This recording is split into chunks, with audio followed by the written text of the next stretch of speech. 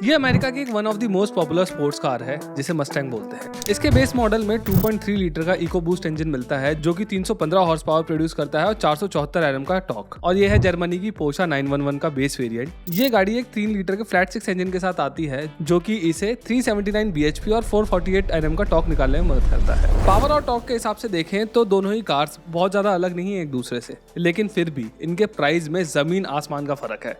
क्योंकि जहां पर एक तरफ पोर्शा 911 के बेस वेरिएंट का प्राइस 1,14,000 से चालू होता है यूएसए के अंदर, यानी कि इंडियन रुपीस में 95 लाख रुपीस, वहीं पर मस्टैंग का अमेरिका के अंदर प्राइस शुरू होता है $30,000 से, यानी कि सिर्फ 25 लाख रुपए। और यही नहीं, अभी तो हमने सिर्फ बेस वेरिएंट्स की बात करी है। अगर हम इनके टॉप वेरिएंट्स की बात करें तो इसके अंदर जमीन आसमान का फर्क है। क्योंकि जो मस्टैंग का टॉप वेरिएंट V8 इंजन के साथ आता है और जो 500 हॉर्स पावर प्रोड्यूस करता है, उसका प्राइस अमेरिका के अंदर सिर्फ 63 लाख रुपए से चालू होता है बिना किसी एक्स्ट्रा ऑप्शंस के।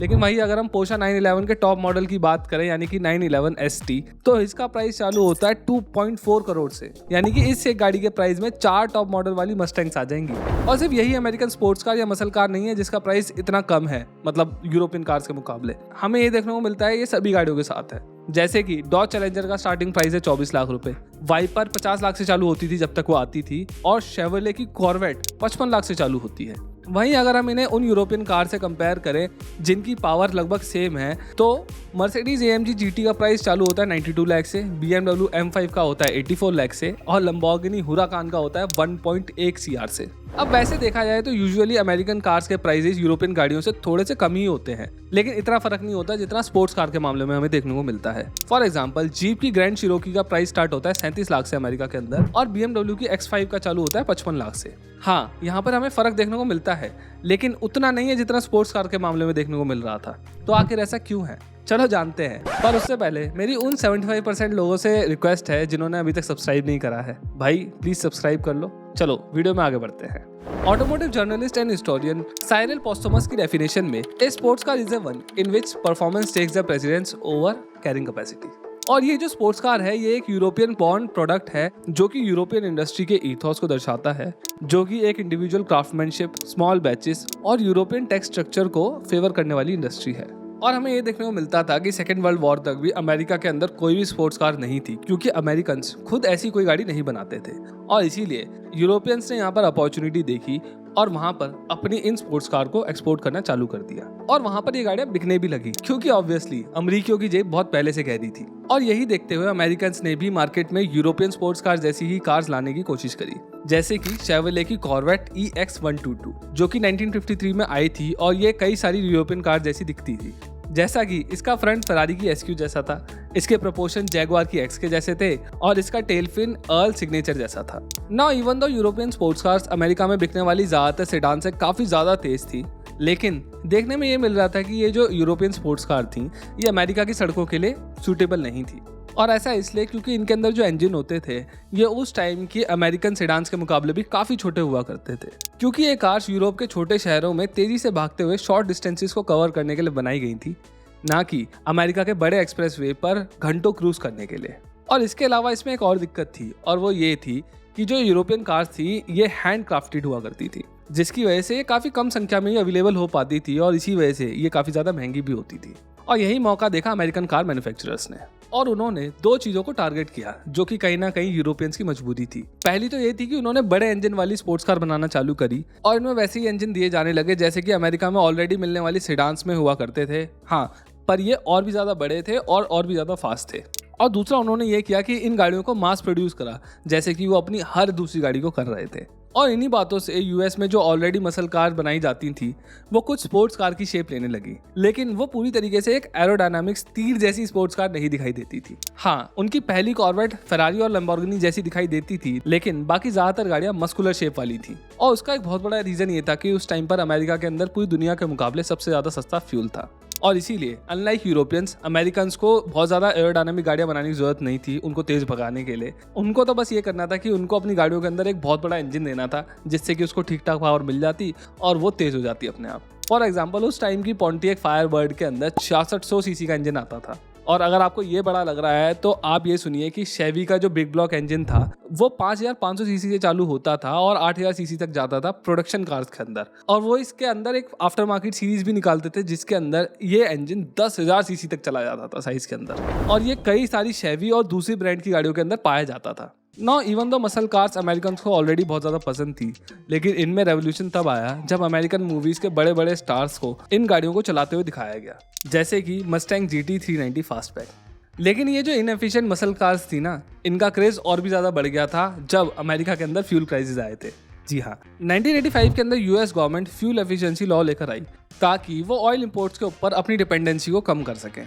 लेकिन अमेरिकन सरकार ने फ्यूल प्राइसेस को बहुत ज़्यादा कभी भी नहीं बढ़ाया, क्योंकि अमेरिका के अंदर जो कार्स होती हैं वो मेन मोड ऑफ ट्रांसपोर्टेशन होती हैं, क्योंकि उनका लैंड एरिया बहुत ज़्यादा बड़ा है और पॉपुलेशन बहुत ही ज़्यादा लो है। इसीलिए अमेरिकन गवर्नमेंट ने फ्यूल प्राइसेस को बढ़ाने के बजाय अपने कार मेकर्स को ये बोला कि उनको गाड़ियों की माइलेज 27.5 माइल्स पर गैलन तक लानी होगी, जो कि पुरानी गाड़ियों के मुकाबले 2 गुना हो गया। लेकिन ये जो रूल था वो सिर्फ सेडान्स और स्टेशन वैगन्स पर लगाया गया था, और इससे छोटे ट्रक्स और बाकी पावरफुल कार्स जैसे कि मसल या स्पोर्ट्स कार वगैरह को एग्जेम्प्ट किया गया था, क्योंकि उस टाइम उनकी उतनी भी ज़्यादा डिमांड नहीं थी जितनी सेडान्स और स्टेशन वैगन वगैरह की थी, क्योंकि वो बहुत ज़्यादा प्रैक्टिकल हुआ करती थी। और इसीलिए ऑटो मेकर्स ने अपना फोकस रेगुलेशन से बचने के लिए ऐसी ही मसल कार की तरफ और भी ज़्यादा बढ़ा दिया, क्योंकि इन गाड़ियों की R&D में बहुत ज़्यादा पैसा खर्च नहीं करना पड़ता था जितना कि फ्यूल एफिशिएंट गाड़ियों को बनाने में खर्च करना पड़ रहा था। और इसीलिए ये गाड़ियाँ मार्केट के अंदर काफ़ी सस्ती मिलती थी, क्योंकि इनकी R&D पर बहुत ज़्यादा पैसा तो खर्च किया नहीं गया था, और मैन्युफैक्चरर को ये खर्चा लोगों के ऊपर मरने की जरूरत ही नहीं थी, क्योंकि खर्चा हुआ ही नहीं था। और इसीलिए इन गाड़ियों के अंदर लोगों को बहुत ही ज़्यादा अच्छी वैल्यू दिखाई देने लगी, और इसीलिए लोग इन गाड़ियों की तरफ हुक होते ही चले गए, और इन गाड़ियों के इंजन के साइज और पावर लगातार बढ़ते चले गए। और इंजन साइज की हद तब हुई जब डॉज ने अपनी वाइपर निकाली, जिसके अंदर 8000 सीसी का V10 इंजन आता था, जो कि एक ट्रक से निकाल के लगाया गया था इस गाड़ी में। ना इवन दो आज भी अमेरिकन कार्स काफ़ी बड़े इंजन के साथ आ रही हैं और वो काफ़ी तेज भी हैं, लेकिन फिर भी वो इतनी सस्ती कैसे हैं यूरोपियन कार्स के मुकाबले आज की डेट में। सो इसके पीछे एक सबसे बड़ा रीज़न है इकोनॉमीज ऑफ स्केल्स। आज भी अगर हम देखें तो ज़्यादातर स्पोर्ट्स कार्स मास प्रोड्यूस नहीं होती है और छोटे बैचेस में ही बनाई जाती हैं, क्योंकि उनका बहुत सारा वक्त अटेंशन टू डिटेल का बहुत ज़्यादा ध्यान रखते हुए जाता है। जैसे कि पोर्शा 911 को प्रोड्यूस करने में लगभग 2 दिन लग जाते हैं और इसमें कुछ 1500 वर्कर्स लगते हैं, और उन 48 घंटों के अंदर जो मेजर पोर्शन होता है वो सिर्फ उसके पेंट जॉब के अंदर जाता है। अब आप सोचिए इस लेवल की डिटेल्स और यूरोपियन लेबर कॉस्ट के साथ पर यूनिट प्राइस कितना ज़्यादा बढ़ जाता होगा इन गाड़ियों का। लेकिन वहीं क्योंकि अमेरिकन स्पोर्ट्स कार मार्केट की टारगेट ऑडियंस काफ़ी बड़ी है, जैसा कि अभी हमने हिस्ट्री वाले पार्ट में समझा था, इसीलिए अमेरिकन कार्स को मास प्रोड्यूस किया जाता है just like any other car they produce. इसके अलावा हमें ये भी देखने को मिलता है कि अमेरिकन स्पोर्ट्स कार्स की क्वालिटी यूरोपियन स्पोर्ट्स कार्स के मुकाबले काफ़ी हल्की होती है। जैसे कि अगर हम इंटीरियर्स की ही बात कर ले तो इनका interior layout, quality of leather और बाकी मटेरियल्स की क्वालिटी यूरोपियन कार्स के मुकाबले काफ़ी फीकी दिखाई देती है। इसके अलावा यूरोपियन स्पोर्ट्स कार्स के अंदर बहुत सारे क्रीचर कंफर्ट वाले फीचर्स भी दिए जाते हैं, जो कि अमेरिकन स्पोर्ट्स कार्स में ज़्यादातर देखने को नहीं मिलते हैं। फॉर एग्जाम्पल, अगर आप मर्सिडीज की किसी भी हाई एंड स्पोर्ट्स कार को ले लो तो उसके अंदर ऑन एन एवरेज 18 सेंसर मिलते हैं सिर्फ क्लाइमेट कंट्रोल को फंक्शन करने के लिए, जैसे कि सोलर सेंसर जो कि रेडिएशन को डिटेक्ट करते हैं और अंदर का क्लाइमेट चेंज करते हैं। इसके साथ एयर क्वालिटी सेंसर मिलता है और एक्टिवेटेड चारकोल फिल्टर भी मिलता है। और यहाँ पर तो हम सिर्फ इंटीरियर की बात कर रहे थे। अगर हम अमेरिकन कार्स की आउटर बॉडी को भी देख लें तो इनका कंस्ट्रक्शन मोस्टली स्टील का होता है, जैसा कि किसी भी नॉर्मल कार का होता है। वहीं अगर हम यूरोपियन स्पोर्ट्स कार्स की बात करें तो ये एल्यूमिनियम के कंस्ट्रक्शन के साथ देखने को मिलती हैं। और यहाँ तो मैं एंट्री लेवल स्पोर्ट्स कार और मिड स्पेक स्पोर्ट्स कार्स की बात कर रहा हूँ। लेकिन जैसे ही आप फेरारी, बुगाटी और पगानी जैसी कार्स की टेरिटरी में एंटर करते हैं तो आपको यहाँ पर पूरा का पूरा कार्बन फाइबर कंस्ट्रक्शन देखने को मिलता है। सो यूरोपियन कार मेकर्स ऐसा क्यों करते हैं? वेल एक्चुअली वो ऐसा इसलिए करते हैं क्योंकि एल्यूमिनियम स्टील से ज़्यादा हल्का होता है और कार्बन फाइबर तो बहुत ही ज़्यादा हल्का होता है। लेकिन ये जितने हल्के मटेरियल होते हैं ये उतने ज़्यादा स्ट्रॉन्ग भी होते हैं एंड ऑब्वियसली बहुत ज़्यादा महंगे भी होते हैं। फॉर एग्जाम्पल, अगर हम रॉ फॉर्म में बात करें तो 1 kg स्टील $1 की पड़ती है, वहीं जो 1 kg एल्यूमिनियम होता है वो $2 के आसपास पड़ता है, और कार्बन फाइबर की कॉस्ट स्टैगरिंग $30 के आसपास होती है।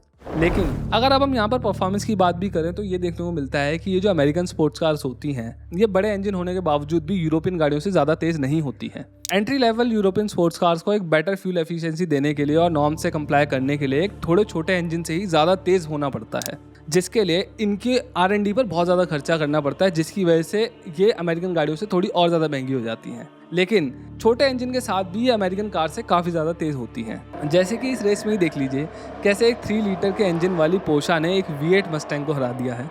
या फिर ये देखिए कि कैसे 600 हॉर्स पावर की हुराकान एक 840 हॉर्स पावर की डॉज डीमन को पछाड़ कर रख देती है। ये कार्स ऐसा इसलिए कर पाती हैं क्योंकि बेटर इंजन्स के साथ साथ European car makers electronically controlled systems पर भी बहुत ज़्यादा इन्वेस्ट करते हैं, जैसे कि लॉन्च कंट्रोल सिस्टम्स। और आज की डेट में अगर हम देखें तो पोर्शा लॉन्च कंट्रोल सिस्टम्स के मामले में पूरी दुनिया के अंदर नंबर 1 पर मानी जाती है। और इन्हीं लॉन्च कंट्रोल सिस्टम्स की वजह से वो अपने से ज़्यादा हॉर्स पावर वाली गाड़ियों को क्वार्टर माइल ड्रैग रेस के अंदर बहुत बुरी तरीके से पछाड़ती हैं। और ऐसा इसलिए क्योंकि पोर्शा इस टेक्नोलॉजी के अंदर बहुत ही ज़्यादा एक्सटेंसिवली इन्वेस्ट करती है। हाँ, कुछ अमेरिकन स्पोर्ट्स कार्स के अंदर भी हमें लॉन्च कंट्रोल सिस्टम देखने को मिलता है, लेकिन अक्सर हमें ये देखने को मिलता है कि ये बहुत ज़्यादा बेकार होते हैं। एंड ऑब्वियसली रीज़न वही है कि वो इतना ज़्यादा इन्वेस्ट ही नहीं करते हैं इन गाड़ियों पर, क्योंकि अगर करेंगे तो इन गाड़ियों के प्राइसेस बहुत ज़्यादा बढ़ जाएंगे। और चलो ये तो फिर भी स्ट्रेट लाइन परफॉर्मेंस की बात हो गई। अगर हम अमेरिकन कार्स की यूरोपियन गाड़ियों और जापानीज गाड़ियों के मुकाबले ट्रैक के ऊपर परफॉर्मेंस देखें तो ये तो और भी ज़्यादा खराब होती है। अगर आप लोग जानते हो तो अमेरिकन स्पोर्ट्स कार्स अपनी खराब हैंडलिंग के लिए हमेशा से ही जानी जाती हैं। और ऐसा इसलिए होता है क्योंकि ये ज़्यादातर मसल कार्स होती हैं जो कि स्पोर्ट्स कार से काफ़ी ऊंची होती है, जिसकी वजह से इनका सेंटर ऑफ मास ऊपर हो जाता है और इनकी ग्राउंड क्लियरेंस भी इन गाड़ियों से ज़्यादा होती है। और दूसरा रीज़न ये भी होता है कि इन गाड़ियों का इंजन फ्रंट में होता है, जिसकी वजह से वेट डिस्ट्रीब्यूशन इक्वल नहीं हो पाता। और अगर हम टेक्नोलॉजीज़ की बात कर लें तो हमें यहाँ पर ये देखने को मिलता है कि अमेरिकन्स ऐसी टेक्नोलॉजीज़ पे पैसा नहीं डालते हैं जिनकी वजह से ये गाड़ियाँ ट्रैक पर स्टेबल रहें, जैसे कि टॉर्क वेक्टरिंग। टॉर्क वेक्टरिंग को होंडा ने डेवलप किया था और आज की डेट में हमें ये देखने को मिलता है कि बहुत सारे स्पोर्ट्स कार मेकर के पास इसके अपने अपने वर्जन्स हैं, लेकिन अमेरिकन स्पोर्ट्स कार के अंदर हमें ज़्यादातर ये देखने को नहीं मिलती है, क्योंकि ऑब्वियसली अगर वो ऐसा करेंगे तो अगेन इनकी कॉस्ट बढ़ जाएगी। अब इतनी वीडियो देखने के बाद आप लोग ये समझ गए होंगे कि क्यों अमेरिकन स्पोर्ट्स कार्स इतने कम प्राइस में मिल जाती है। अब इसको अगर मैं सिंपल भाषा में कंक्लूड करूं तो अमेरिकन्स आपको ऐसी कार्स बेचना चाहते हैं जिससे आप फन तो कर पाएं, लेकिन वो आपकी जेब में छेद ना करे। एंड एक्चुअली अमेरिकन कार्स का थोड़ा कम टेक्नोलॉजिकली एडवांस होना उनके फेवर में भी जाता है। कई रिपोर्ट्स में हमें ये देखने को मिलता है कि अमेरिकन कार्स ज़्यादा रिलायबल होती हैं यूरोपियन स्पोर्ट्स कार्स के मुकाबले। और ऐसा इसलिए होता है क्योंकि ये बहुत कम कॉम्प्लेक्सिटीज़ के साथ आती हैं एंड ऑब्वियसली ये एक बहुत बड़ा प्लस पॉइंट है। आज की वीडियो में बस इतना ही। अगर आपको ये वीडियो पसंद आई हो तो इस चैनल को सब्सक्राइब जरूर करिए विद द बेल आइकन। इस वीडियो को शेयर करिए, लाइक करिए और कमेंट्स में ये वाली बात भी ज़रूर बताइए कि आपको कौन सी अमेरिकन स्पोर्ट्स कार या मसल कार पसंद है। Thank you.